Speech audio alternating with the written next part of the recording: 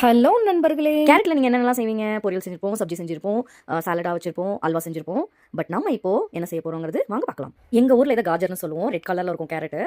இது actually winter சீசன்ல மட்டும் தான் வரும். நம்ம இந்த காஜர வச்சு பிக்கல் செய்ய போறோம். அச்சார்ன்னு சொல்லுவாங்க.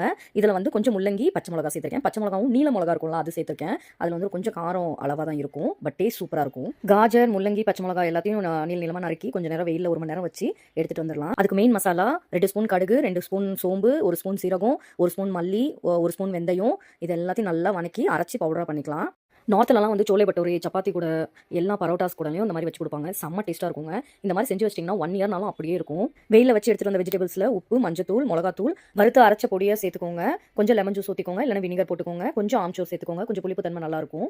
இது மெயின் ஆயில் வந்து மஸ்டர்ட் ஆயில், கடுகெண்ணன்னு சொல்லுவாங்க. அதுதான் செம்ம டேஸ்ட் கொடுக்குங்க.